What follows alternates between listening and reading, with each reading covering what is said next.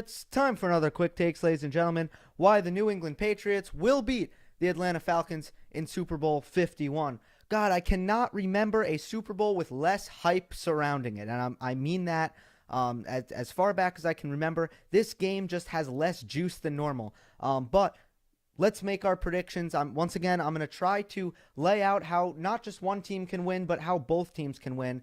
And then I'll tell you why I believe the New England Patriots will come through. So first of all, let's look at Atlanta. We know a lot about New England, but we don't know as much about Atlanta. So let's start with Atlanta.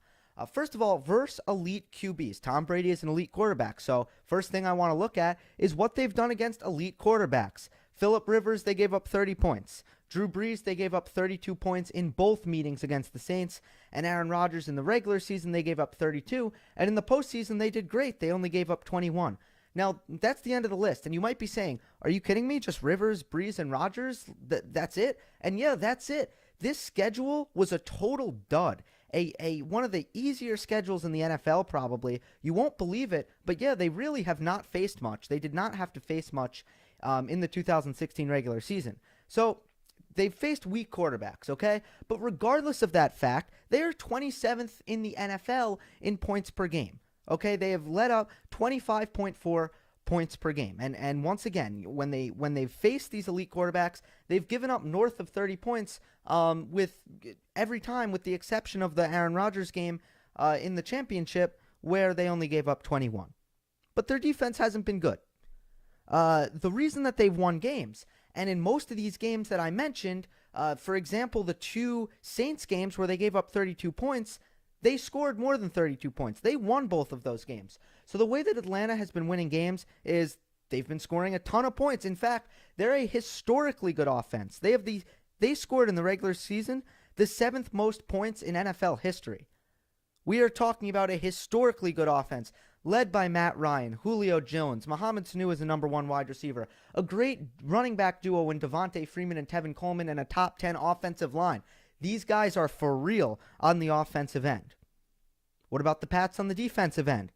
They were the number one defense in the NFL this year. 15.6 points allowed per game. So that's the best mark in the NFL. So I would love to tell you guys that this is the Atlanta offense versus the New England defense. Unfortunately, that would be very disrespectful to Tom Brady and the New England offense, which is actually third in the NFL in points scored.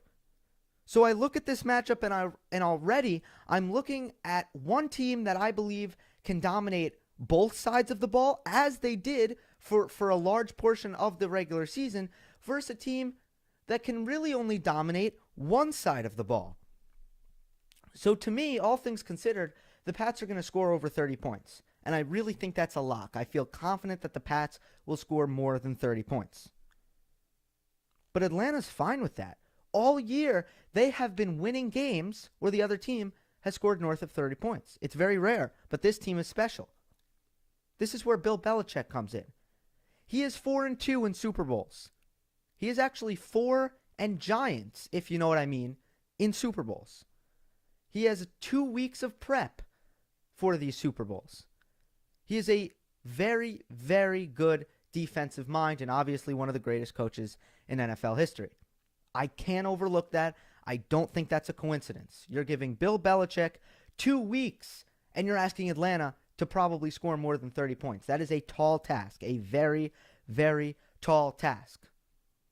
Now, that task can probably only be completed successfully one way, and that is to pressure Tom Brady. In the 2 Super Bowls that Tom Brady lost to the Giants had dominant defensive lines, and that's really how they got it done. Last year, the Patriots lost to the Denver Broncos in the AFC Championship. Everyone who watched that game knows exactly why the Patriots were defeated. They could not protect Tom Brady. Denver had that elite offensive line that was able to get to Tom Brady. So clearly that is, I believe, the path to victory, if you will, especially, certainly on the defensive end against Tom Brady. So here's the glimmering, shiny piece of hope for Atlanta. Against Aaron Rodgers, the number one thing that shocked me about that game was actually Atlanta's pass rush. They had 8 quarterback hits on Aaron Rodgers. They had 2 sacks on Aaron Rodgers, and they had a lot of hurry-ups. I thought that they were tremendous on the pass rush against Aaron Rodgers. Before that game, I'm not sure the Atlanta pass rush was anything to really get too excited about. But they played great when it counted in that championship game. To me, it's an aberration. To me, I can't count on that. But they're going to need to perform like that again against Tom Brady if they want to win. So, do I think that's going to happen? No. And I do feel that New England is going to win this game. I think it's once again 2 sides of the ball versus 1 side of the ball, and I think it's Belichick with 2 weeks against a more inexperienced team. All in all, this reminds me of last year's Super Bowl. You have an NFC South team with a quarterback who's having an aberration of a year, an MVP year, out of nowhere,